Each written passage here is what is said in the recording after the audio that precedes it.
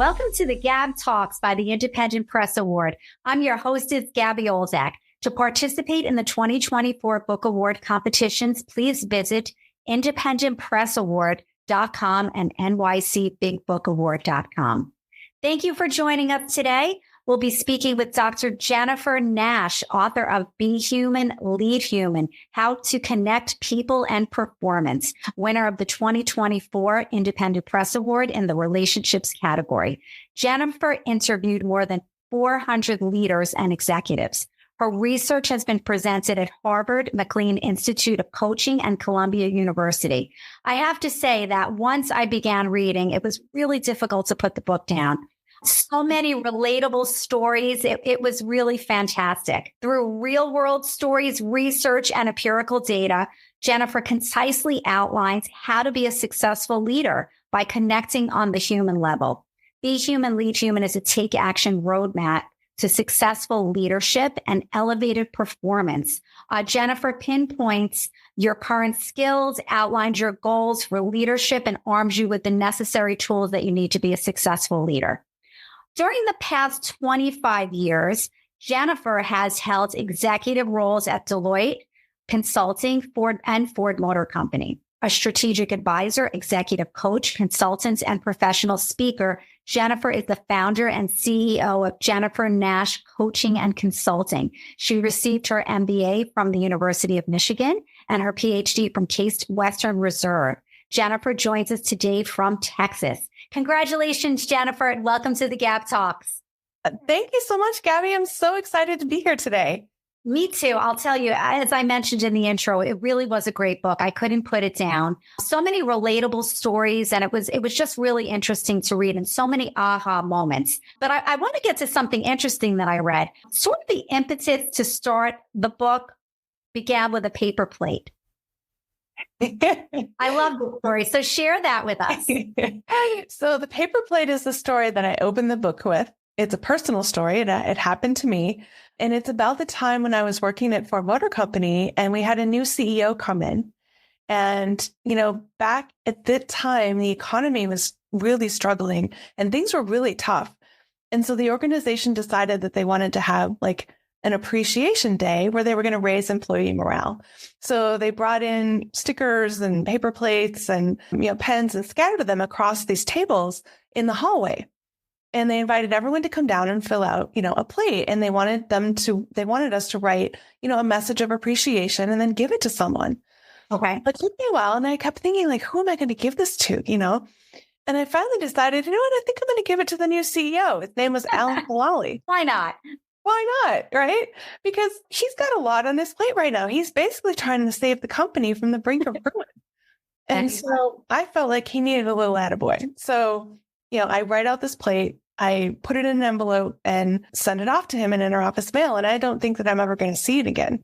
Well, a couple weeks later, I get called down into my boss's office. And there's a couple people around the table. And in the middle of the table, there is this interoffice envelope. And Gabby, I knew instantly what was in this envelope, right? It was your interoffice. It was your interoffice envelope. Yes. It was my interoffice envelope that I had sent to Alan, right?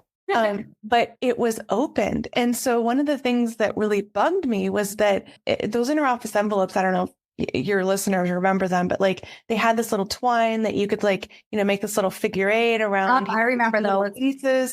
And then you could seal it. And there was this big red confidential sticker on it. And so I noticed that those things had been undone. And I thought, wow, okay.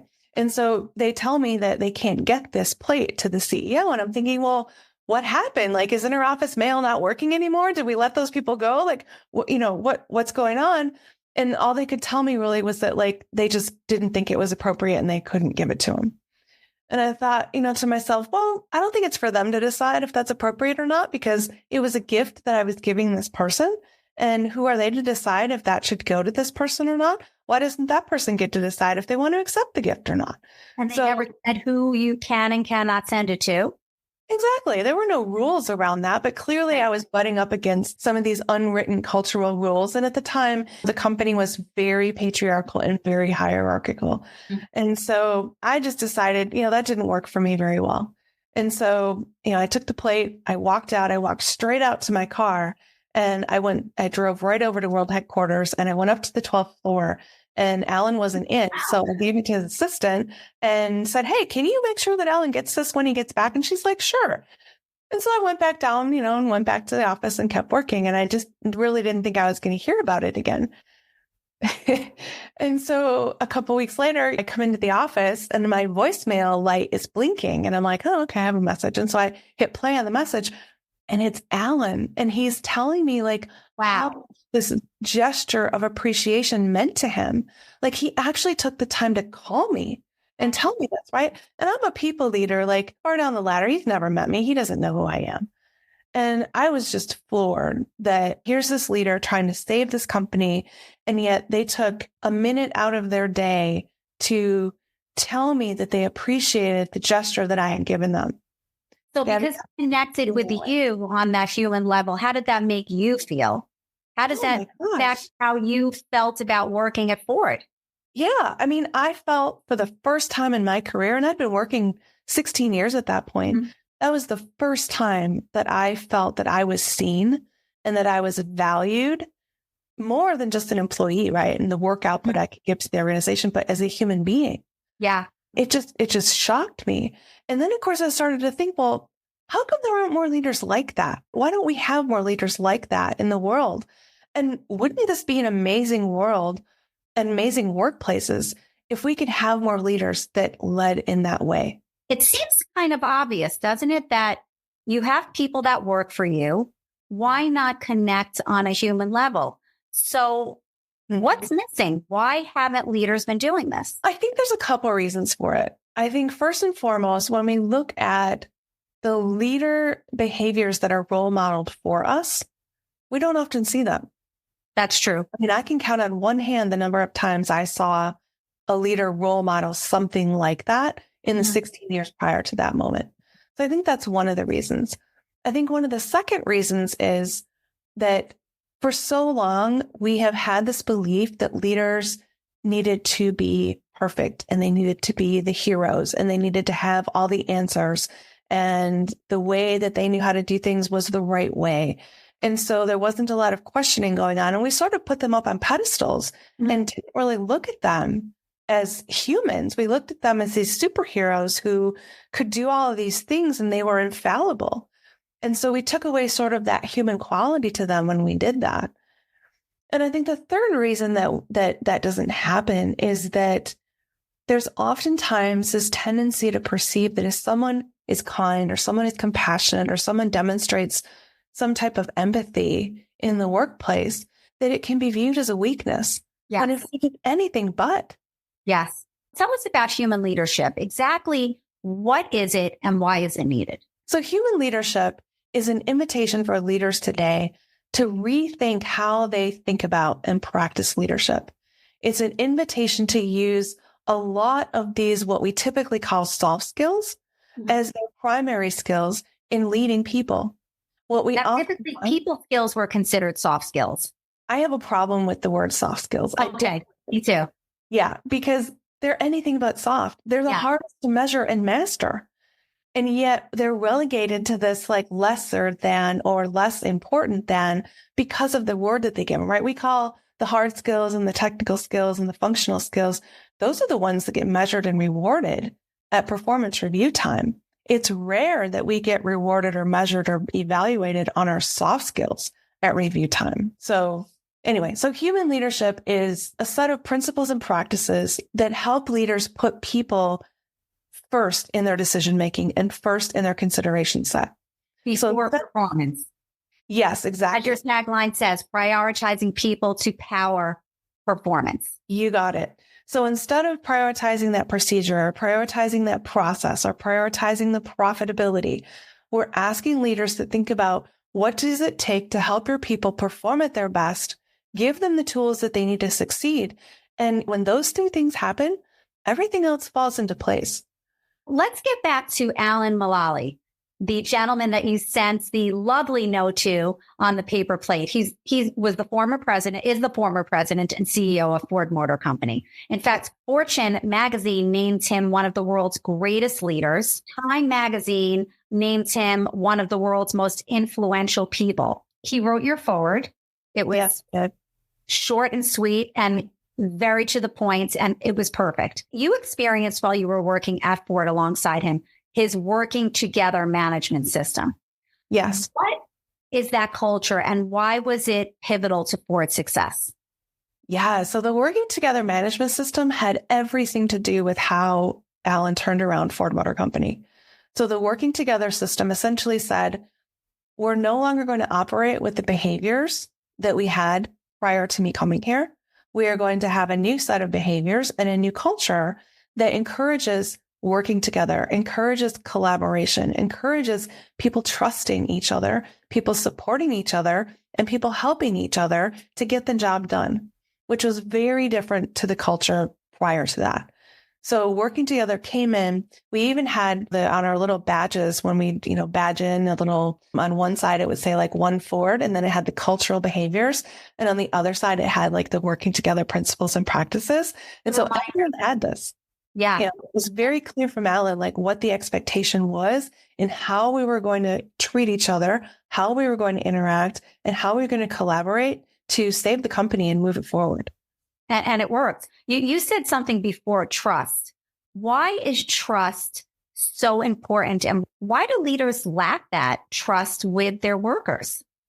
Oh, it's a great question. And it's so complex because there's a lot of factors that go into that. Yeah. So trust at its foundation, relationships are built on trust. Mm-hmm. And when you lack trust, it's hard to have a relationship with someone. And when you think about one of these default principles that leaders have been taught throughout the years is that you have to make people earn your trust.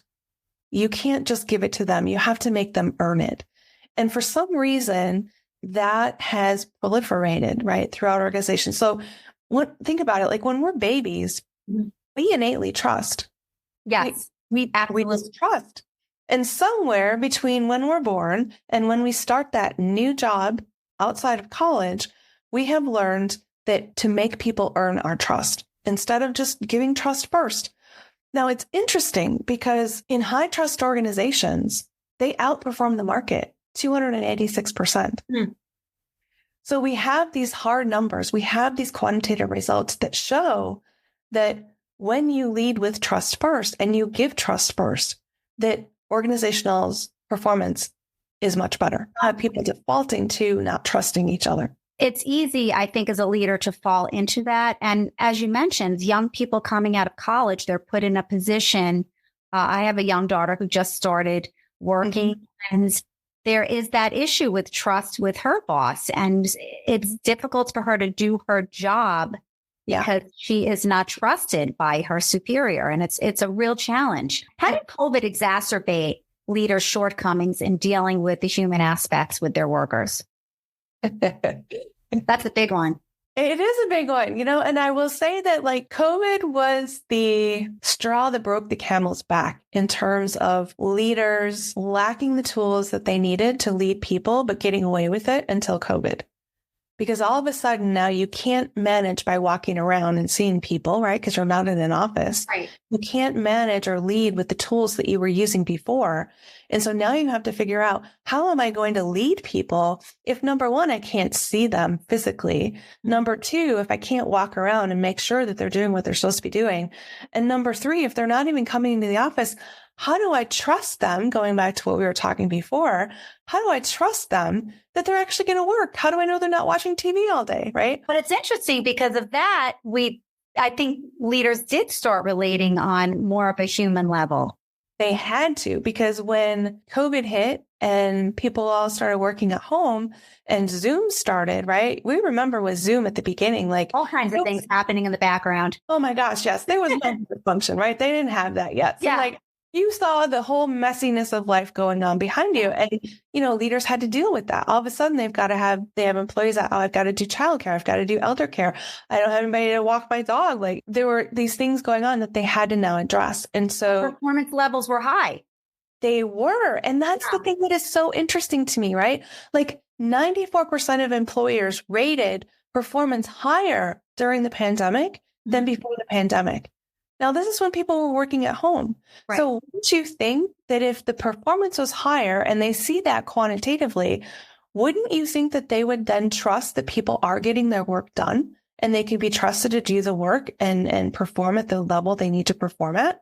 Well, it seems that they did until the pandemic was over. And you have a statistic, something like 93% of executives said that within 6 months, they want all of their workers back in the office. Right. And then we're back again to that lack of trust. So what is the number one thing that you outline that leaders can do right now to really be a human leader? Ask your people what they need to do their best work. It's a simple thing. It's simple. It's so simple. It's pretty simple. So you have a lot of, I love the book for a lot of reasons, but one of the reasons I love it is that you challenge us. It's really a tool. Each chapter challenges the reader with your turn prompts, your turn to think about what you've just covered. And there are key takeaways and bullet points at the end of each chapter. In chapter 5, Jennifer, you introduce the research-based humans framework, which includes 6 elements. Which of the 6 elements are most critical, according to you, to becoming a human leader? That is a very tough question, Gabby, because to me, they all integrate. They all are connected. And in fact, the 6 elements are actually connected by, if you look at the framework icon, the relationships that go around it. They're the energy that power that framework. So I would actually say, if I had to pick one, I would say that it's the relationships. Because without relationships, we don't have any way to interact with one another, communicate with one another. Relationships are the glue that get work done in organizations. You challenge us also to take what you've coined as the Human Leader Index. It's comprised of 67 questions, also really fascinating. Tell us a little bit about that. Yeah. So the Human Leader Index came out of all of the research that I did, right? So oftentimes I would hear so many things that I'd start to see patterns in what I was hearing.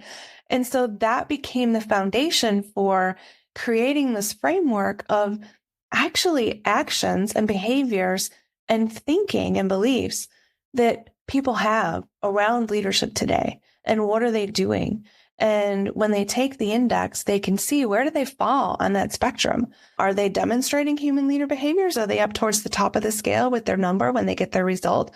Or are they somewhere in the middle? Or maybe they're on the other end of that scale and there's a little bit of work they need to do in terms of rethinking how they are practicing leadership and what they actually see the role of a leader to be. Yeah, it's almost like a personality test for a leader, if you will. And it shows you the skills that you have that you might not even know that you have or that you're lacking. And that's really what I love about it. If I can get back to a little bit more on a personal level. So you've been in the corporate culture for 25 years. I was surprised and delighted to hear that you actually have a fine arts background with concentrations in dance and foreign language. So how in the world did you make that leap? I get asked that a lot. So, it's funny because when I was young, I wanted to be a ballerina and life took over and that wasn't going to work. And so when I was young, I also started piano lessons. And so I was trained classically from a very early age. And my dream was always to be a classical pianist and perform at Carnegie Hall. Like I always wanted to do that. And I trained, I took lessons for 12 years. Wow. And then my parents moved to a new town and we didn't have the money to take me back and forth, drive me back and forth to piano lessons anymore. And so I wasn't able to continue with that. But the other thing that I always was very good at as well was foreign languages. I just had a knack for picking them up. And so I learned a couple languages throughout high school. And then I continued those in college and I studied abroad to really get my fluency in place with a couple different languages.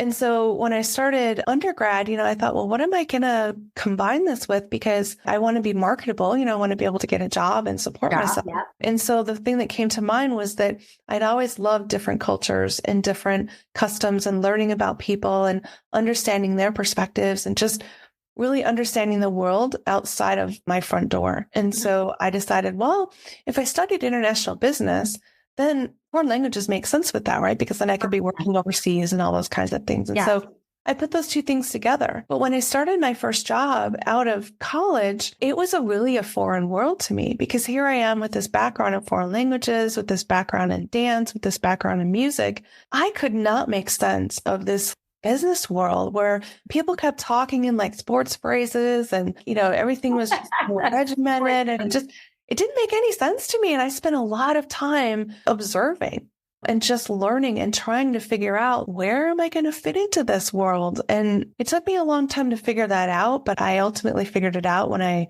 jumped into entrepreneurship. What was your most important, relevant, earth-shattering observation that you made when you were sitting back watching everyone?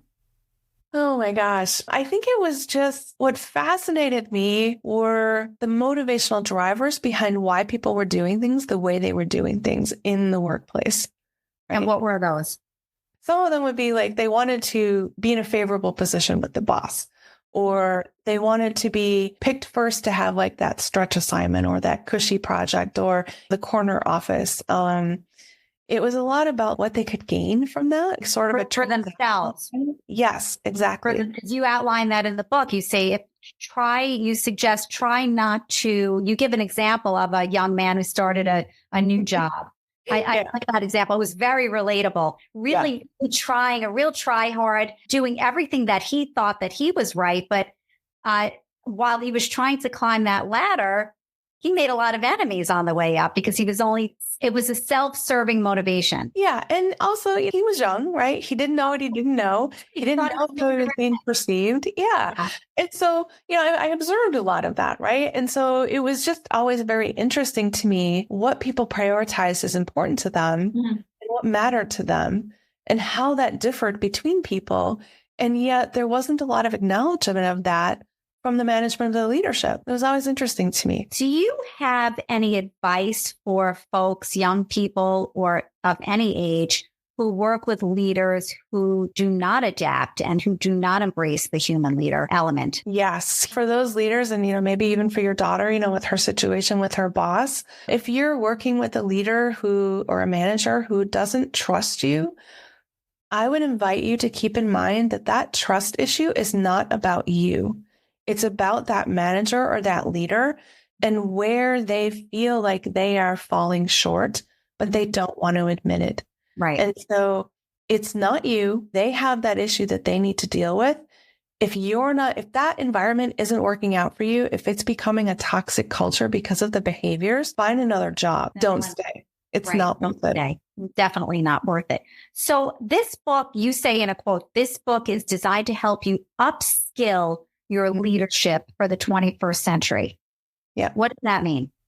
So what I mean by that is, leaders typically, by the time a leader gets promoted into a leader position, it's 15 years until they get some type of leadership training. Mm-hmm. And we've seen that in research. It's a long time. And so they get tapped on the head for this people leadership role, and they're expected to just figure it out. That's really hard. And what they've got in their toolbox are all of these tools that helped them be successful to where they got to, right?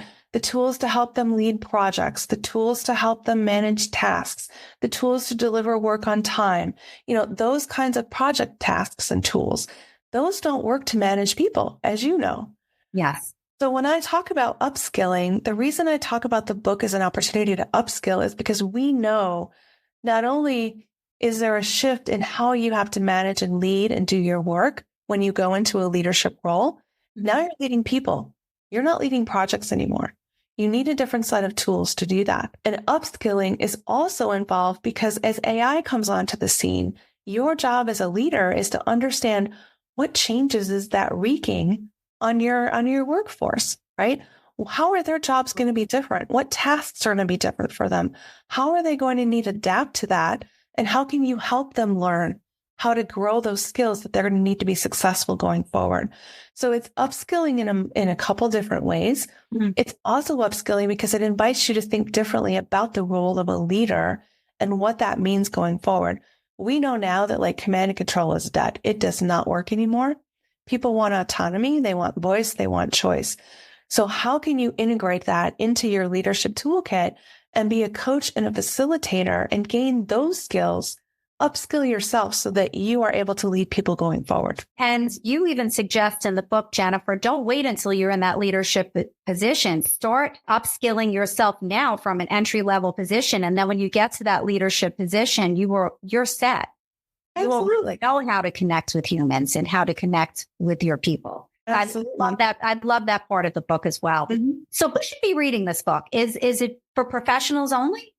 Yeah, this is a great question. I get this a lot. So it is designed for leaders, right? Or managers or people that are in the workplace, but it's not just for people who have the title or role of a leader or manager who have a big P&L underneath them. Mm-hmm. It's also for, let's say, for parents who want to help their kids develop social skills, develop communication skills, develop their ability to interact with others. That, we're losing that, right? We're losing that ability to connect human to human because of our technology, which is so great. But at the same time, it disconnects us through screens and we're losing that ability to connect with our humans. I hear so often that some of our college grads going into their first jobs, they're taking their parents to the interviews to help them facilitate that conversation. Wow. So we are in a pandemic of social skills, honestly. Although I love the idea of remote working and the ability to do that, I find that also limits your social skills.